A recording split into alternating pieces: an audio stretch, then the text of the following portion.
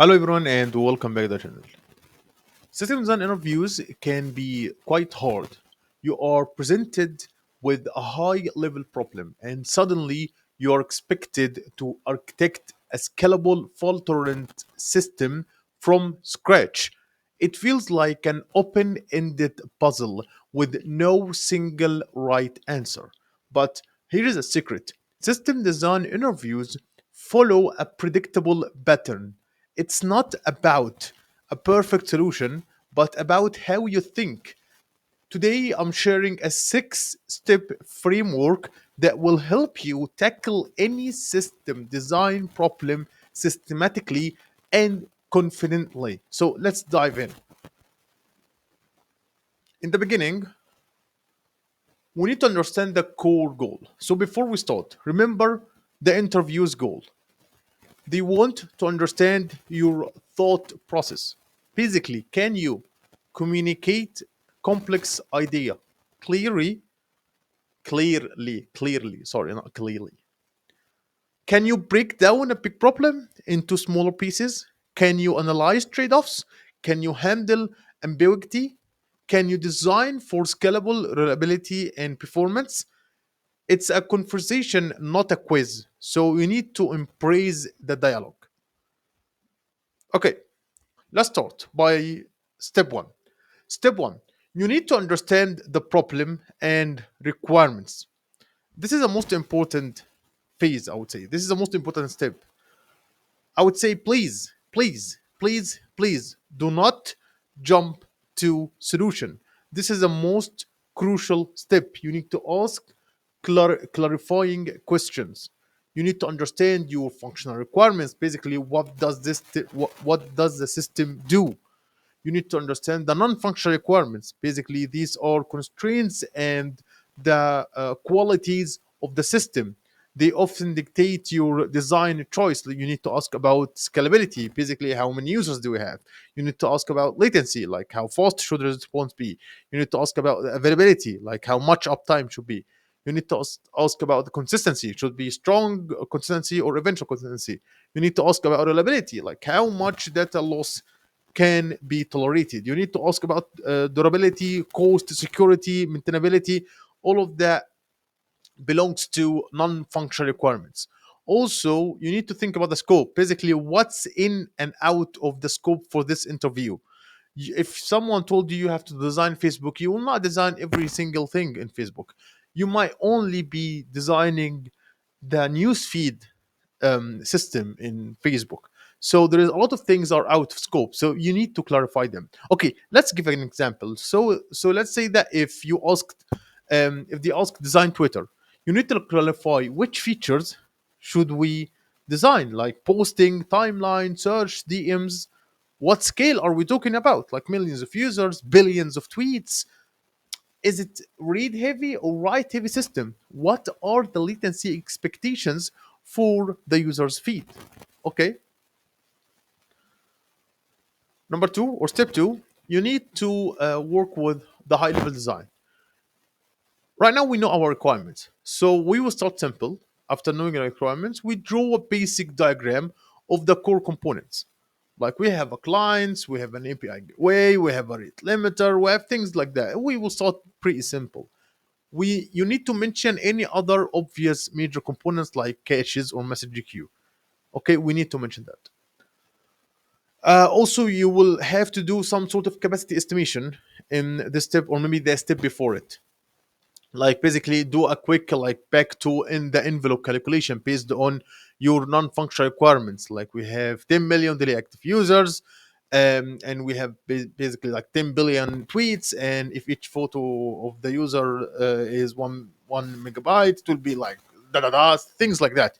You need to make your capacity estimation, and you need to talk like start simple with the high level design, and I will create a specific video on each step of them.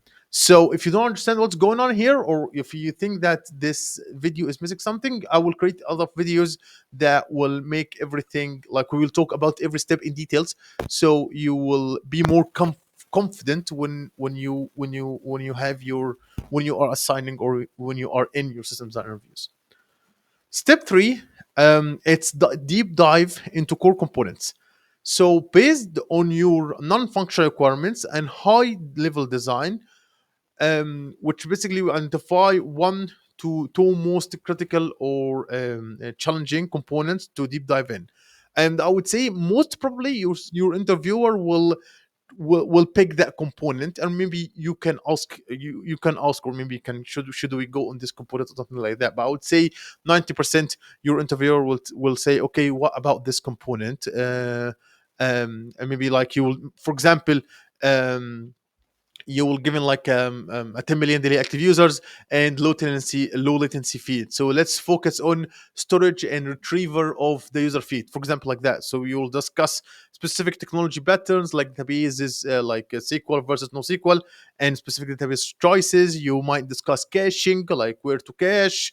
You might discuss message queues for synchronous tasks and decoupling. You might discuss load balancers, service discovery, APIs, yeah, and etc. Crucially, in this step, you need to justify your choices. Basically, let's assume that I will use Cassandra as my main database. So I would say I would use Cassandra for the feed because it's highly scalable and right optimized for a fan out scenarios, and we can tolerate eventual consistency for timelines. So you need in this step, in the deep dive step, you need to clarify and justify every single choice you make. Okay, number four, we need to design for non-functional requirements. Basically, this is where you weave in solutions for all those non-functional requirements that we identify in the first step. Basically, in scalability, we will use horizontal scaling, sharding, database replication, or like read replicas. In terms of availability, we might use redundancies for all components, automated failover mechanisms, health checks, leader elections, things like that. In terms of consistency, we could discuss um, strong versus eventual consistency for different database types. In terms of reliability, we need to talk about retries mechanisms, dead letter queues, and circuit breakers. In terms of security, we will talk about HTTPS, authentication, authorization, and API gateway. Also, in terms of monitoring and logging, we will talk about centralized logging metrics, distributed tracing. Okay. Step number five, you need to identify the bottlenecks and refine them. So once you have a working design, proactively identify bottlenecks, potentially bottlenecks or bottlenecks in your system. Any system has bottlenecks. Don't just be that, like, don't be a douchebag and think, my system is great. No, no. Each system has a bottleneck, and you better identify it in your system design review. Otherwise, it will be a huge red flag in your system design review. I'll give you an example. You would say something like that. My current design might face a bottleneck here, for example, if our if our write operations triples, we will have a problem with that. And to mutate it, we might introduce some sort of cluster of databases to or maybe like auto scaling groups to scale if we have a demand in the right process. I'm just trying to make everything up, or like try to create a scenario. So yeah, I might be slow with that. And I'll create a specific video about this specific step because it's really important step. Lastly, you need to summarize and discuss the trade-offs. In this step, you briefly summarize your final or current design, highlighting the key components and patterns, explicitly state the trade-offs you made, and this is vital, I would say. And you need to be open for the interviewer's questions, edge cases, or any alternative approaches. So that's it for this video. But I will say, you need to remember these principles. Number one, you need to communicate, and communicate. You need to talk through your thoughts, draw diagrams, and ask questions. You need to iterate like it's a conversation. You need to be open to feedback and suggestions. You need to justify. Like every single decision you make should have a clear why. You need to prioritize.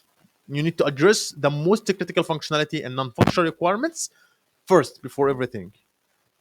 Please, please don't aim for perfection. Aim for a solid, well reasoned, and extensible design within the time limit. So that's it for this video, and see you in the future.